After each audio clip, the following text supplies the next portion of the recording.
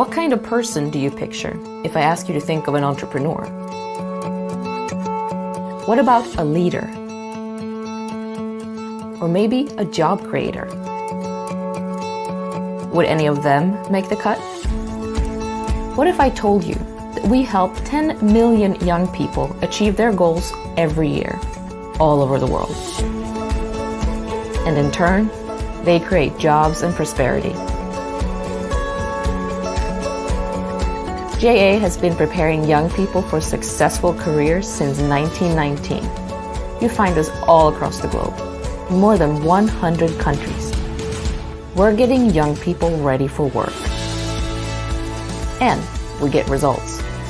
Our students go on to excel as professionals, taking control of their lives and careers, and some even succeed beyond their wildest dreams. JA students learn to do things like balancing a budget, negotiating deals, setting goals, and working in teams. It's hands-on learning from professionals with real-life work experience. All our programs are based in 3 fundamental principles: work readiness, financial literacy, and entrepreneurship. For example, in JA Company program, young people learn how to start and run a business.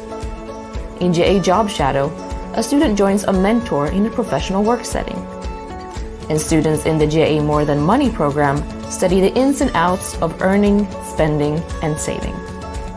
And these are only 3 of the more than 50 different programs that JA offers. Our network of staff, volunteers, and partner schools reaches young people all over the world, from major cities to rural communities and everywhere in between.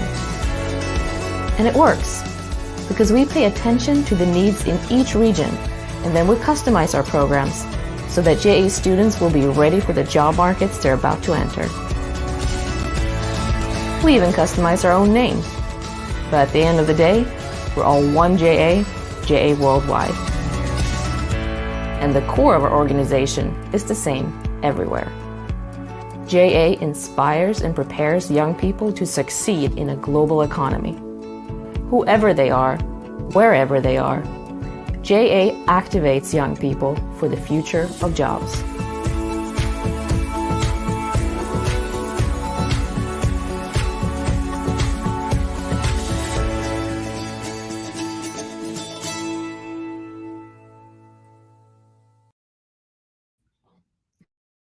Welcome everybody. It is my honor to open today's webinar.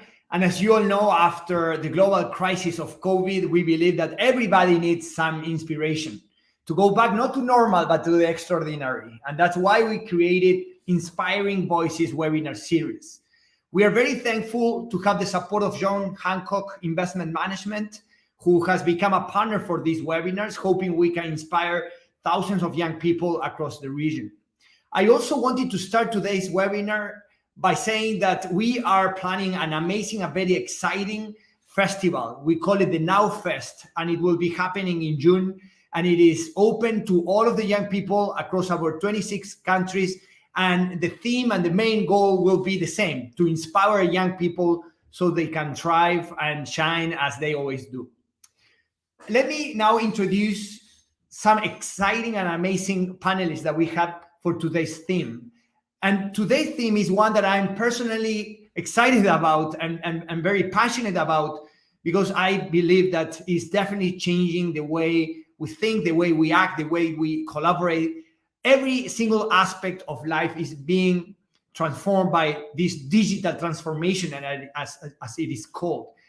And when it comes to social impact, that is even more exciting. How digital transformation will change the way we impact the world, we impact the environment, we impact our communities, is today's theme. And that's why now I will introduce today's panelists, and you will now understand why we invited them, because they definitely represent in different ways how digital transformation is enabling social impact. So let me start with Jessica Anderson.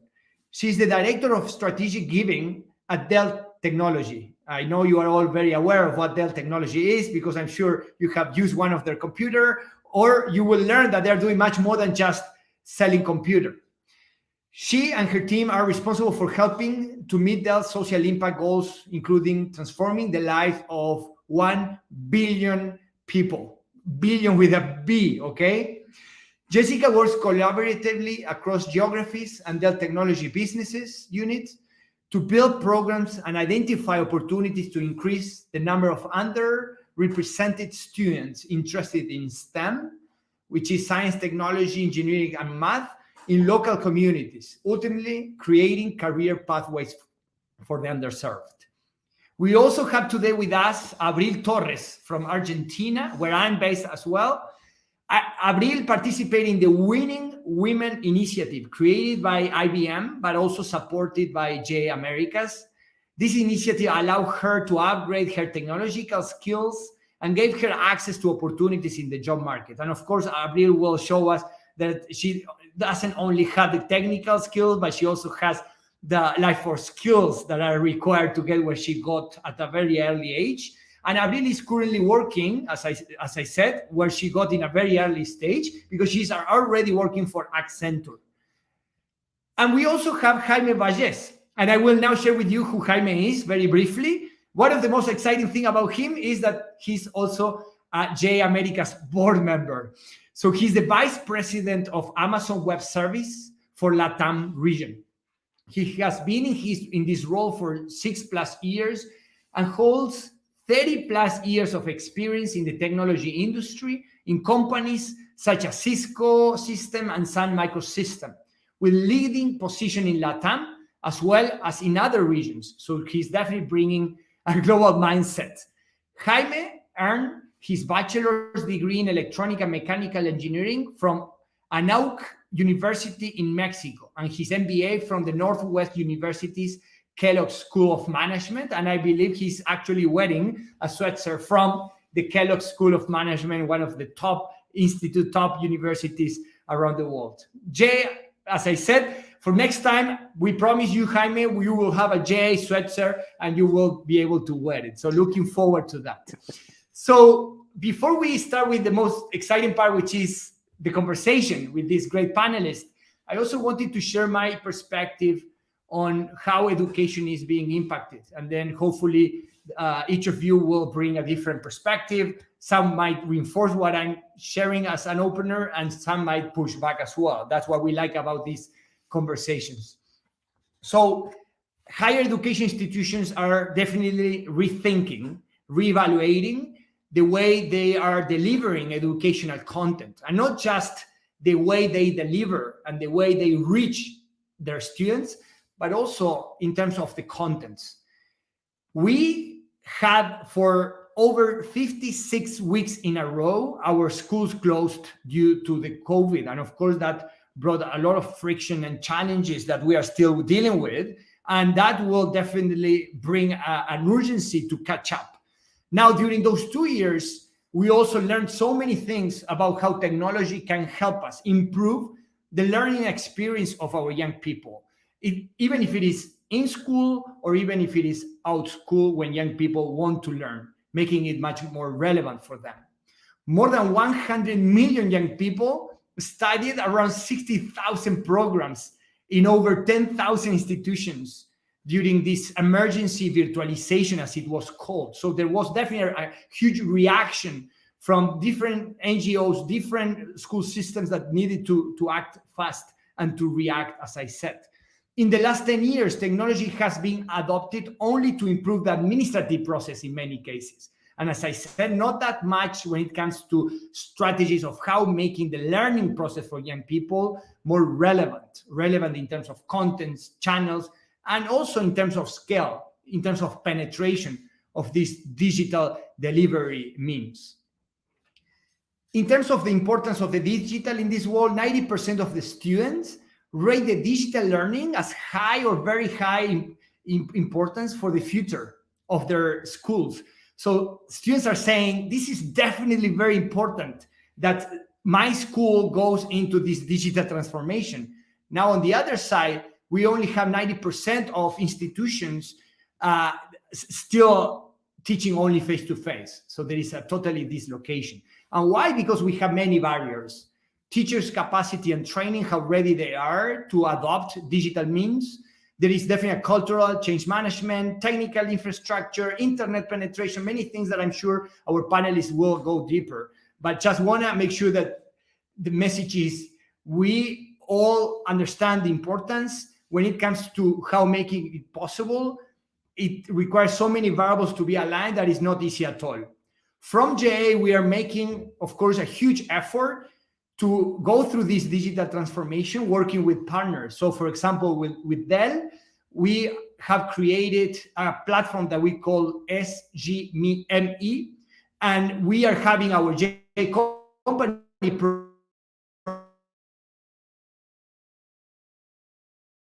the JA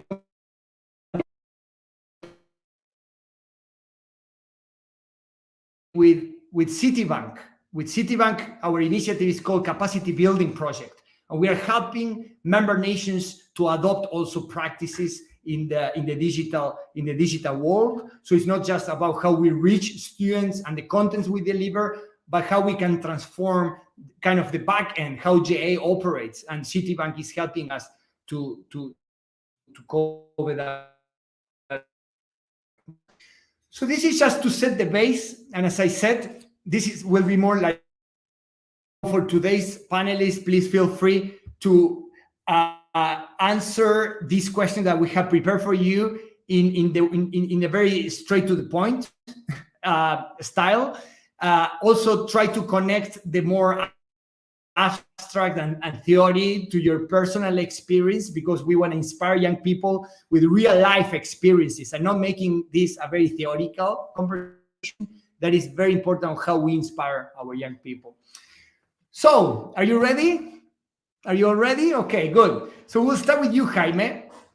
And this is a very open, wide, and complicated question because I still struggle. And you know that because in some of our board meetings, you keep bringing this question, and I still feel I struggle at really answering it in a very convincing and complete way, which is, what does it mean, digital transformation? And especially for a company such as Amazon Web Service, who is leading this digital transformation in so many organizations. So what does it mean, digital transformation? So Leo, it's a great question because we are so surrounded by technology that everybody believes that digital transformation is just about technology. So if you ask, every time I ask our customers or people, they would normally tell me that digital transformation is about migrating, moving existing applications to different servers, virtualized, or moving it to the cloud. Now, most of the times I always get an answer, digital transformation is a technological implementation. And in our way, in our view, honestly, it's very different to that. For us, in Amazon Web Services, digital transformation is a change in culture enabled by technology. And that is very different. It's the way you operate, the way you make your decisions, the way you pursue innovation. A technology allows it to happen, but it has to be focused on culture and first and foremost on the customer. There's no digital transformation without understanding who your customer is and how to improve your customer's experience and how to make it better for your customers' customers. And reshaping culture has to be aligned with introducing new and better ways to serve your customer and accepting a change in mentality for your team and the people that work for you. Obviously, yes, we see the cloud and all the benefits it offers around agility, cost savings, elasticity in order to grow, faster pace of innovation, deploying globally. We all see that.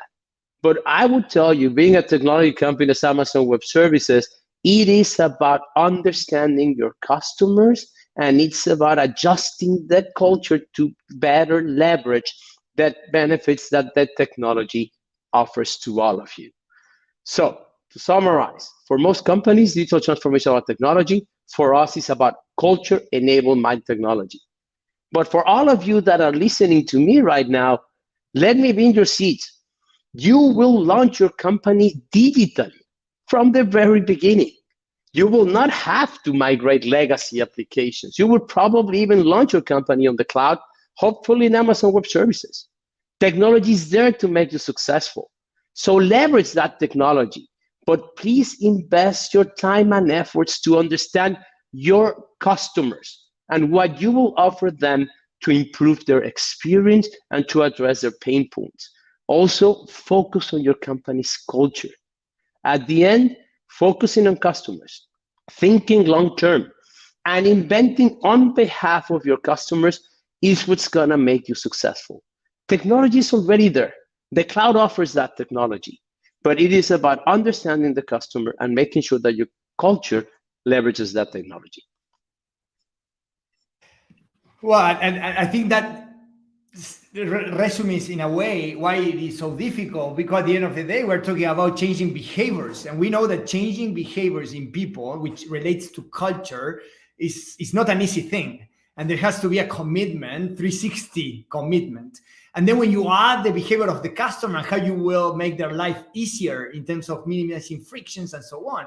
And you also said something very exciting, which is most of the young people that are our audience today, they won't have the challenge that we have as an NGO that has been around for 100 years, which is to transform, to migrate, to shift.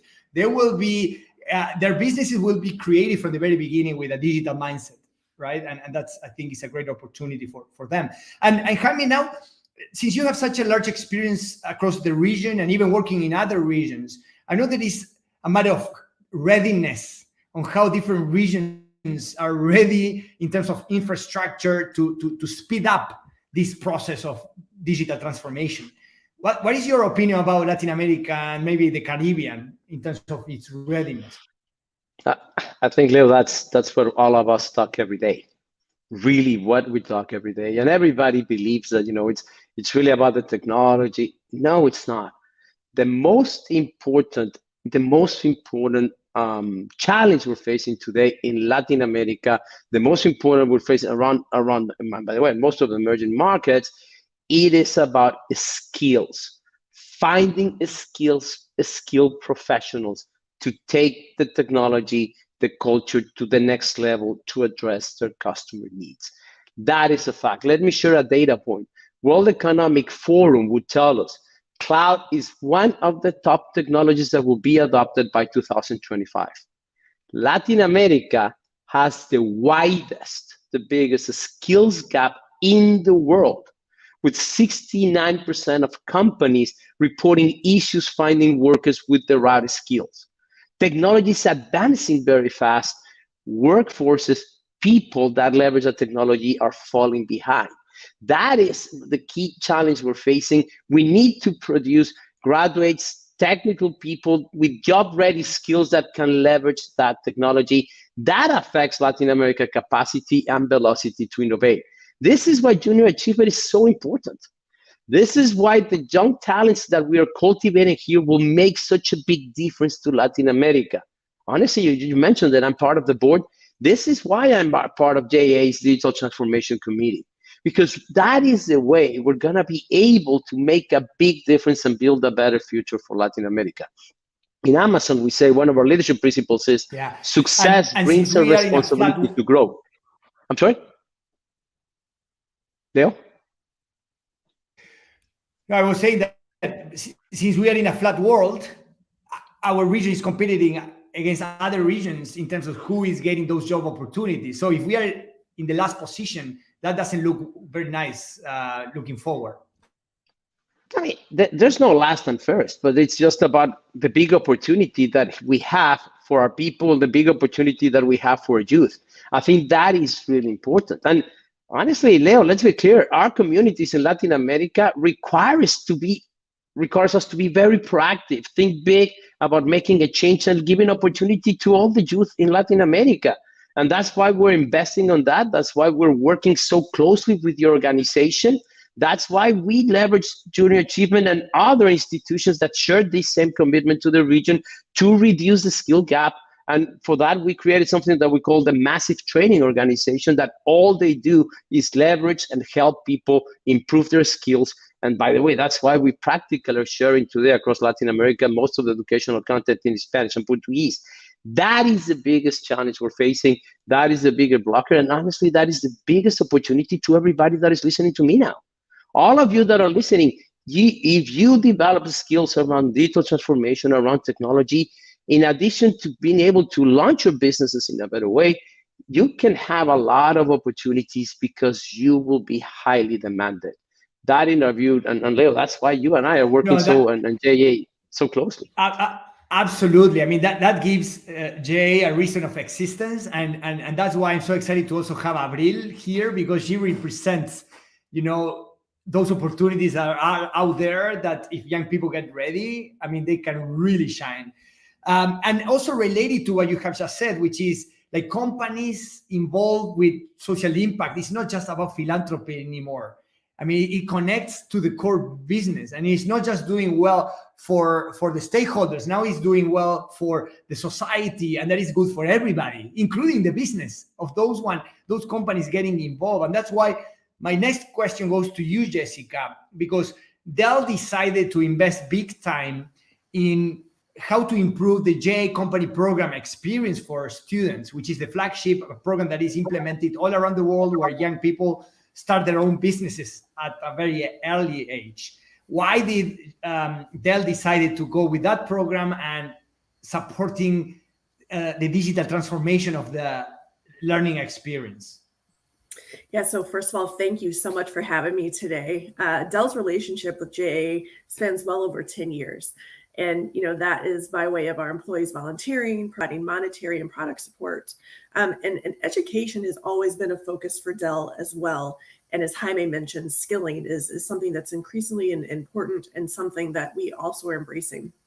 So in 2018, we had this really opportunity to think collaboratively and working with Jay to understand what are some of your needs, what are some of the things you would like to do. And as we think about in the video, it talked about how JA has some core programs, but it's really catered to the local markets as well.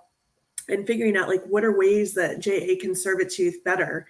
You take this program, this historic program that you have, that we partnered with the JA company, and we were trying to figure out how can we make this even more relevant for young people today. What are ways that we can continue the growth of what's already happening, encourage the wonderful entrepreneurship that's taking place, but in a way that is more in line with the way that young people are learning currently.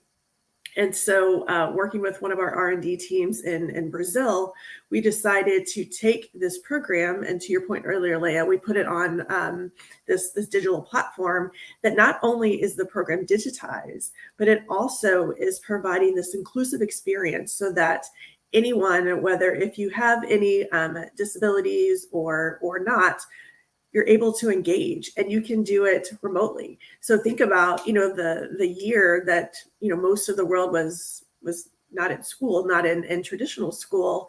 JA was still able to provide this level of education and this way for young people to come together by utilizing digital technology.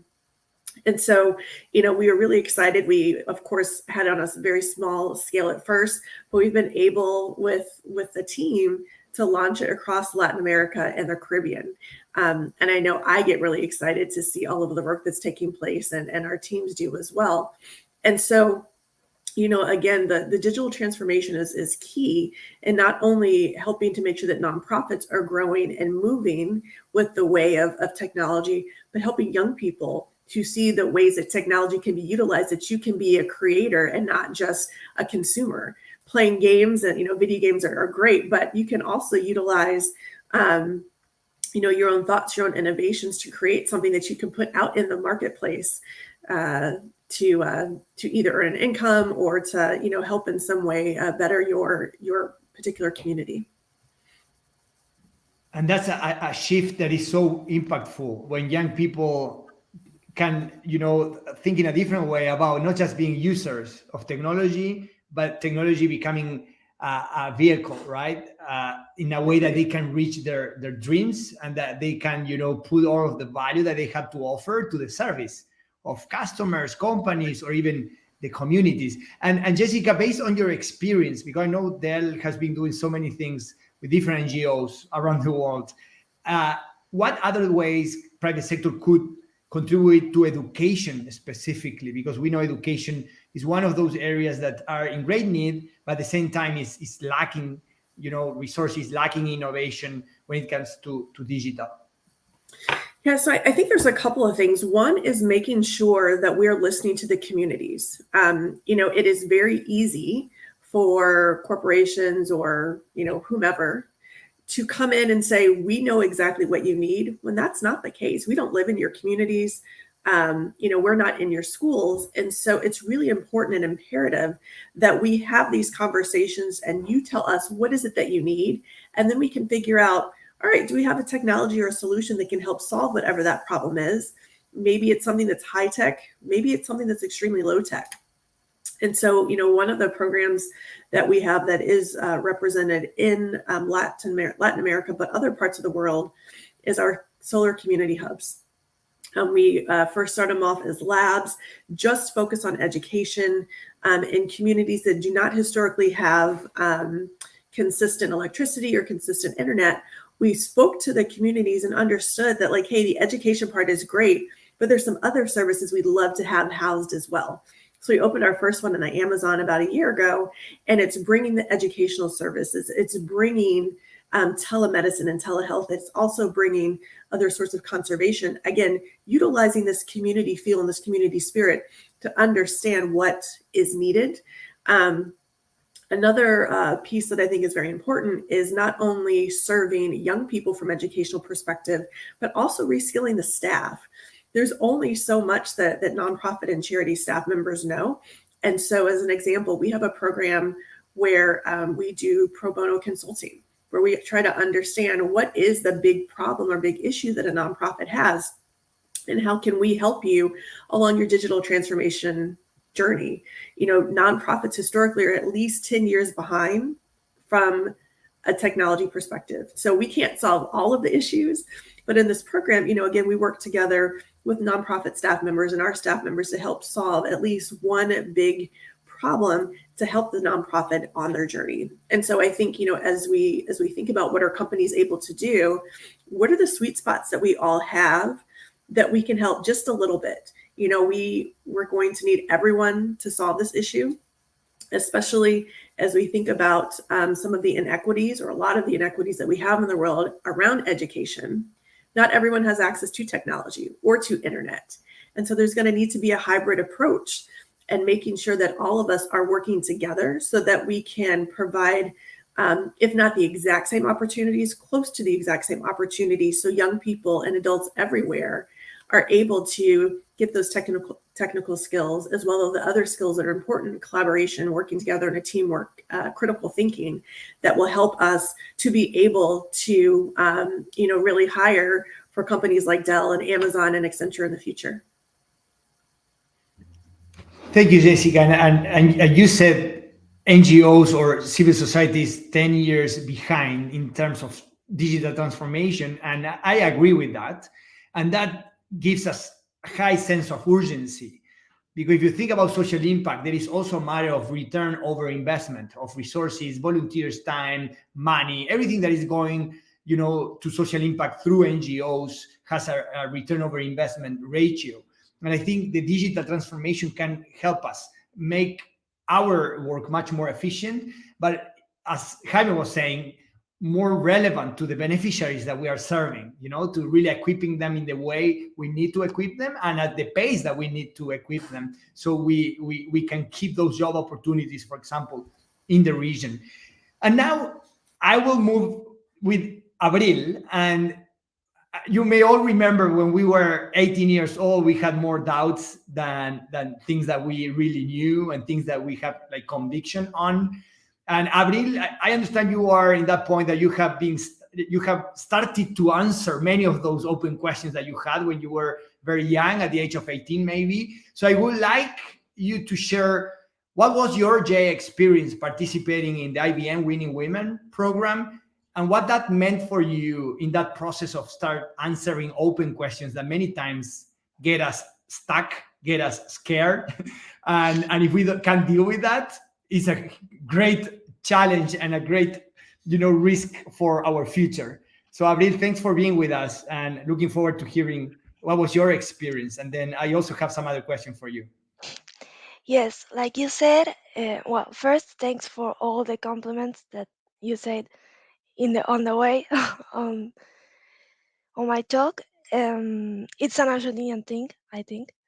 It's an Argentinian thing. Well, I think the experience I had um, with JA shows in first person what digital transformation is. I will start by saying it was a life-changing experience.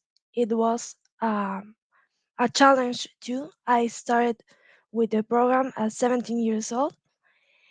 It made me rediscover and professionalize the way, as Leo and Jessica said, the way I view the technology, not as a user, but I started to view it as a producer of technology. But I will tell you the story as it was. Some random day, I decided to apply to the program, and I say random day because I don't remember. I don't remember it. I don't remember when exactly I applied to the program. But why do I remember is the confusing happy moment when I received the confirmation email. At first, I thought it was a scam, to be true. But when I opened it and read, "You entered the Winning Woman program when you will learn to do awesome things with technology," I knew it was an opportunity I couldn't miss. After that, I walked a path of team working, interactive learning, and professional like experiences. We made a project, it didn't work out so well. We got a lot of personal problems on the way. Some things were really bad luck, where we were unexperienced, the most of us, but we had awesome mentors too that show us that a bad score on a test or a not working thing on programmation, that it's not as rare as you think. It's not weird that something doesn't work. Um, didn't mean that we didn't know anything or we didn't learn anything. It sounds tricky, but at that time we learn to learn, especially from the mistakes. And here I am, the living proof of of that. No, and no, all no thanks to all the not only technical but professional and personal knowledge I acquired at the program. I'm working for one of the biggest tech companies globally, awarded with the best place to work in Argentina, my country. The possibility to learn online thanks to the digitalization of the contents and the chance to work from home too on a technology shop, um, as I study too on the university, are too many ways that digital transformation can make a difference, a real difference in a society, and a very, of course, positive social impact. And Abril, so you are now part of the digital transformation process. I mean, from your own role, and how do you think that makes, like, how that makes you feel? First, do you feel that you are being part of it based on Yes, your current role, and why? yes, it's unbelievable and awesome at the same time. Like Leo said, and like you were talking, touch was adopted in a time only for administrative uses, but touch is everywhere. As Jaime said too, touch is everywhere. And as we say in Accenture, we make change happen. So we bring digital transformation not only in our role, we bring it as a part, an individual part of the enterprise. We receive a lot of capacitation on diversity, technical abilities, data, security, cloud, all that sets up digital transformation culture. It's one of the core values. Stewardship, a value summarizing that show the importance to make a better company and a better world, a better environment to the future.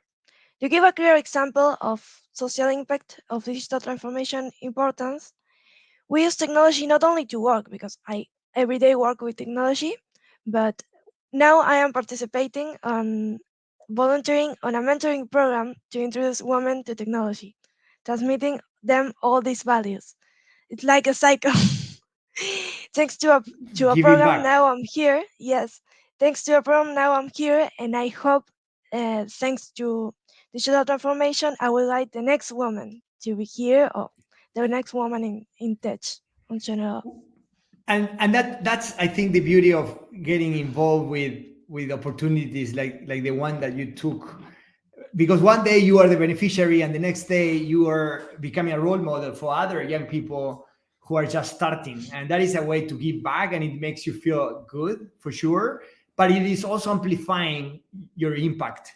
And I think because you have a role in digital transformation processes, working with clients and enterprise, that amplifying ratio is even higher, and that is very, very, I think, exciting.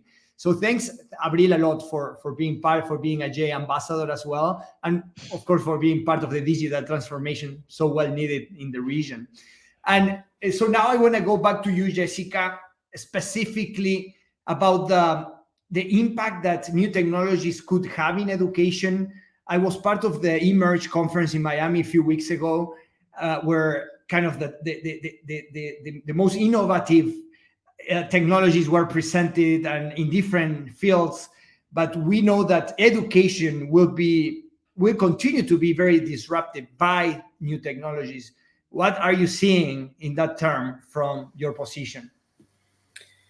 Yeah, I mean, I think the piece that's interesting is that while there's a lot of disruptions in education, there's still a lot of people who don't have access to those disruptions, right? And so there's this dichotomy of, yes, we need to bring new technologies, and as a tech company, that's something that is music to our ears, but we also have to think about how can we uplift those who don't have that access as well, and we can't leave that out of the conversation.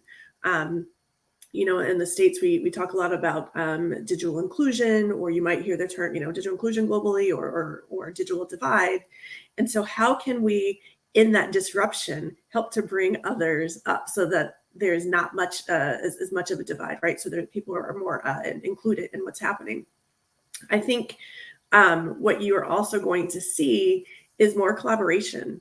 If one company could do it, if the 3 companies represented on this webinar could do it, we wouldn't be on this call necessarily.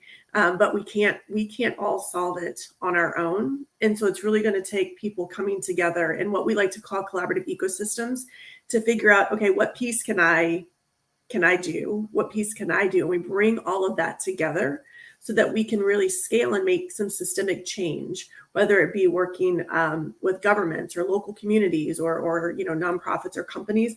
All of us together are going to be needed. I think there's some really interesting pieces if you think about the way that AI and ML, augmented and machine learning can be utilized. But again, it's going to come down to who has access to it. One piece, since we do have a bunch of young people on this call, I do want to say you can have a role and a job in technology and not be a computer scientist or an engineer. Okay. So I think, we definitely want those people there, but for those of you who are on the creative side or what have you, I, as an example, have a background in communications and I work for a tech company. So there is a place for every single person, for every single thing you think you could want to do in technology. But we need to make sure that everyone has some basic skills. Jaime, you talked about that cloud computing is one of World Economic Forum's top skill sets. Analytics, those are things that are top skill sets. We need to make sure that we can talk to people. When you go for an interview, you need to make sure that you can speak and not just text or not just type. Those things, again, are all important. And so, again, it's going to take collaboration. But I also just want to make sure that the young people realize that whatever you want to do, you can do that in technology. Thanks, Jessica. And I want to remind everybody that if you have questions, you can share them. And if we have time at the end, we will make sure we cover some. But I will now go out of script. Don't hate me for that. But I still remember when I was 18 years old and I would attend webinars or conferences. I mean, there was no webinars at that point, but conferences. And I would see these people on stage close, to idols and people that I would never reach in terms of what they accomplished. And I want to make sure that doesn't happen to today's audience. So Jessica, when you were 16, 17 years old, what was you thinking about? Like, did you already know that you were going to become a leader in social impact, technology, running programs for a leading company like Dell? Where were you? What was in your mind? And let's build some empathy with the audience here. Sure. Seems so long ago. But I know, it's a tough exercise. I know. So I knew at a very young age that I wanted to work in communities. So at that time, there were a lot of foundations, but most of them were run by people who were a lot older. I actually thought at one point I wanted to go into advertising and did an informational interview and had someone in advertising come to my house and talk to me about it, and very quickly realized that was not for me. So, all that to say, I think it's important, almost as important to know what you don't want to do as what you want to do. I never thought that I would be in a tech company. I actually had more of a creative and musical background growing up, but I did know that I wanted in some way, shape, or form to be able to impact society and communities. And to be very transparent, at the time, my parents said, no, you need to get a job because you're not going to live at home. Like, that's great that you want to save the world, but you're not going to live at home forever. So for all of you out there who would like to save the world, you can do it while earning a paycheck.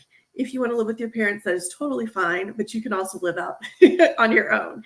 So those are some of the conversations and thoughts I was having when I was 16 or 17.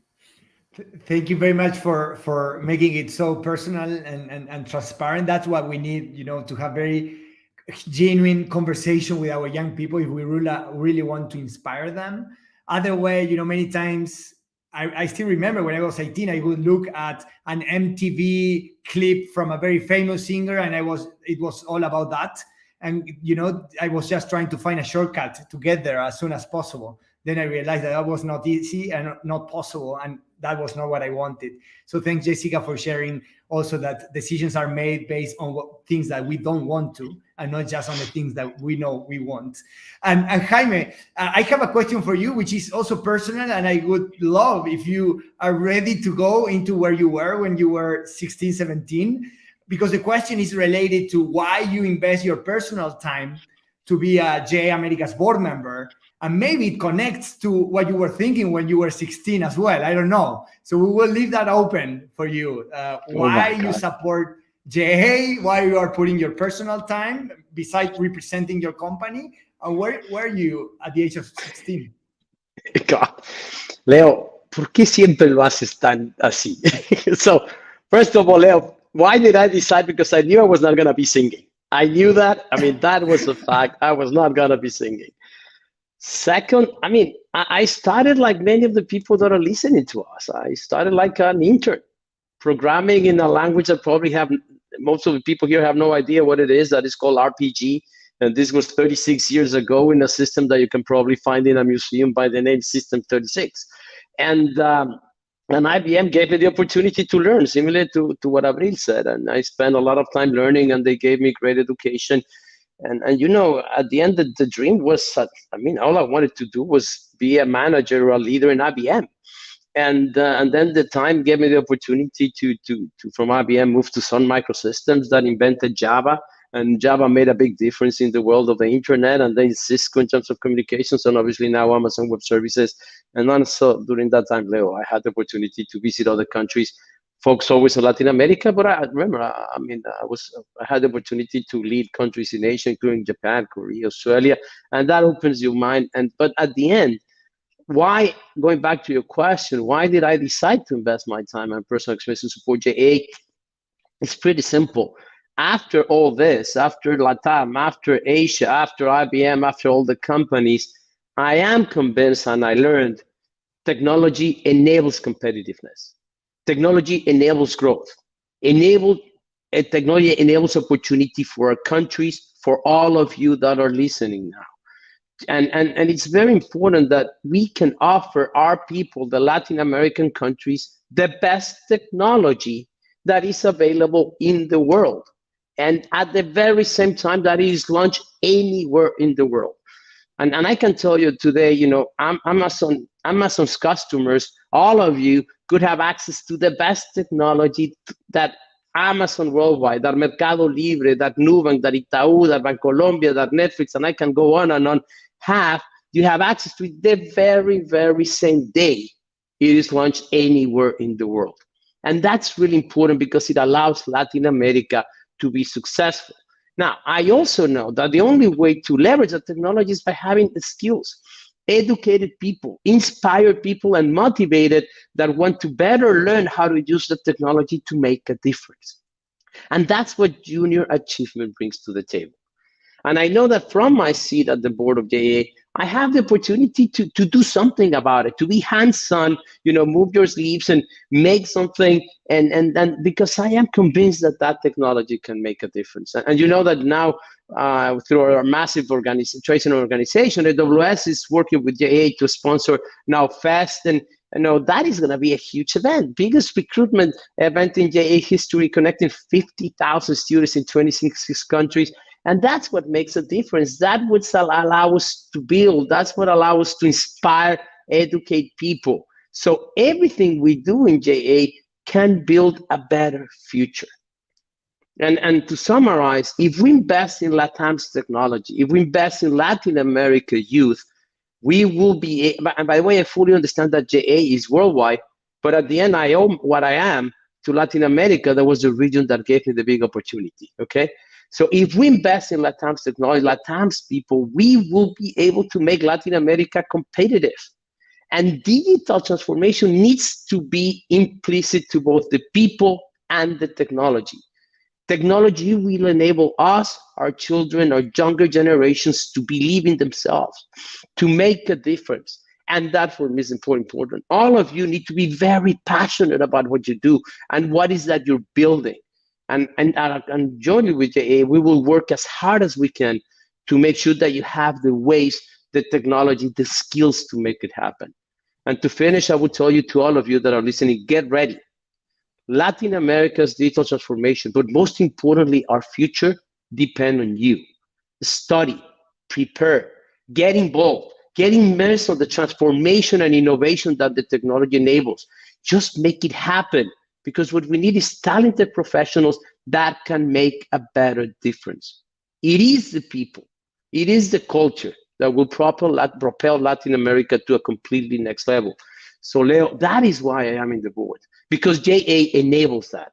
Otherwise, I could be doing other things, but I am convinced that you and your team and everybody around Latin America make that difference. Well, that's a very powerful call to action, actually, right? Because I keep hearing that young people are the future, but what you're saying is, no, you got to start acting now because opportunities are available today. And that's why cases like Abril is showing that opportunities are out there waiting for our young people to get ready. And as a mentor always told me, lack definition is when readiness meets opportunity, and opportunity is all over the place. Based on what you're saying, it is up to each of us, each of the young people, to be ready. And that relates also to the soft skills. Jaime, related to the soft skills, I mean, what is your perspective? Because when you talk about digital transformation, you go to the technical aspect directly. But I assume when you decided to go into an internship when you were young, it was not about the technical only. It was also about your soft skills, but hard to get, right? Correct.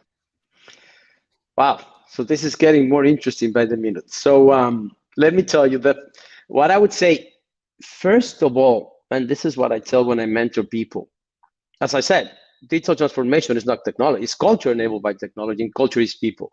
Leo, the first soft skill that I think all of us, all of you need to learn is know yourselves. Invest time about who you are, what you're passionate about, what motivates you, what drives you, who you are.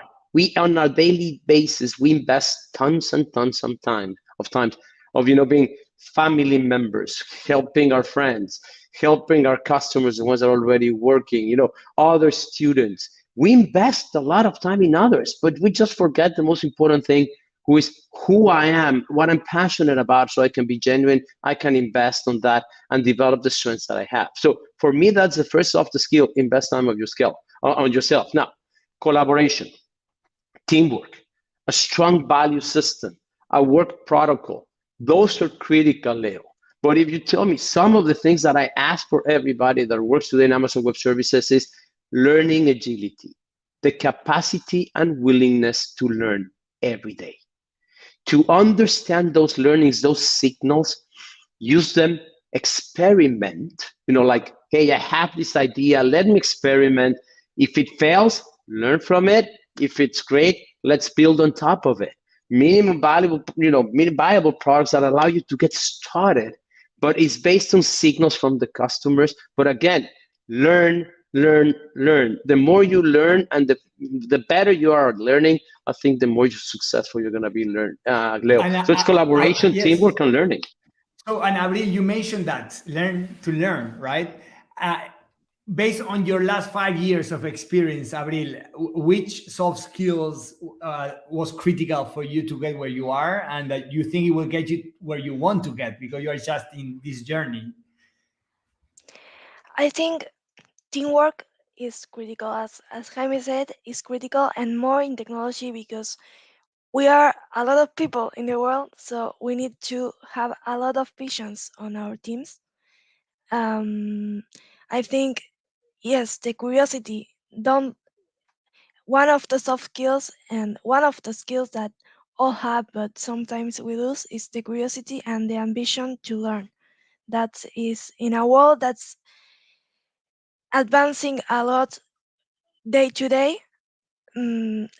The ambition to learn is critical too, to keep up, no?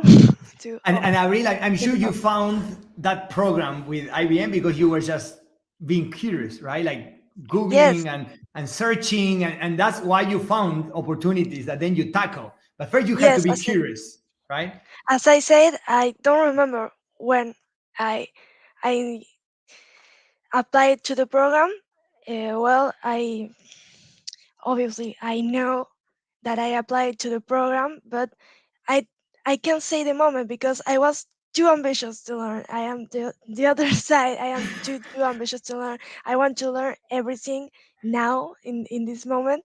So I saw a lot of programs of technology and I said, well, let's go to learn about technology. I applied on a lot. I will be honest, I applied on a lot and I can't say when. No, and So I'm sure, Abril, you had so many pages open in your browser at the same yes. time. And one was this Yes. one, but I'm sure there were 10 others. And that's how Yes. you do it, right? You go wide and then you choose. And Jessica, from your side, in terms of soft skills and your experience with organizations like ours, which are the critical ones from your perspective, beside technology on the soft skill side? Yeah, for me, it's definitely the collaboration. It's being able to think critically, think outside of the box. One thing that I feel like we're hearing more and more that I did not hear when I was a young person was that it is okay to fail, right? And I think, growing up, like, you had to, like, not be perfect, but strive for perfection. But now the sentiment is it is okay to fail. We expect you to fail because, to what Jaime said earlier, you're going to learn from that. So I think being okay to fail is something important. Collaboration, critical thinking.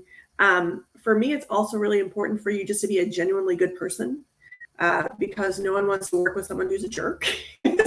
Think about people in your lives that you've had, bullies at school or something. But we are all working together. It's all a team, and so you may not know the technical skills, but if you have those other things and you have that lifelong passion of learning, the technical skills can come, or at least some of them can come a little bit easier. So, I just applaud all of you on the work that you're doing, and you have bright futures ahead, and don't take no for an answer. And I actually wanted to finish today's webinar with this aspect of the soft skills because many people come to us asking, when are we going to be replaced by a computer? Why, all of the jobs are being destroyed by new technologies? And the fact that you are all sharing that it is the human factor which enables, the good use of technology. So at the end of the day, it's not the technology, it's how the human beings are leveraging and using it. You mentioned collaboration, you mentioned creativeness, curiosity, empathy, all things that will take a long time for technology to replace the human factor. And I think that is something that brings a lot of hope.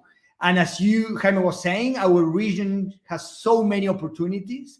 It is just a matter of how ready we are in terms of our young people tackling those opportunities. The human factor will remain to be critical and number one thing. So the Terminator approach of machines, coming after humanity is far away. So young people, we better get ready, because it's up to us how we get ready today, not tomorrow. So with this, we finish.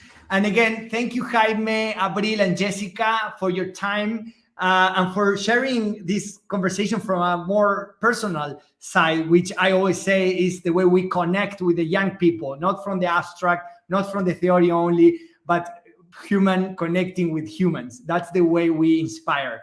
So thanks again. I hope the audience has enjoyed, and looking forward for our next and upcoming webinar 1 month from now that will be happening in June. Thanks again. See you in the Now Fest. Bye-bye. Thank you.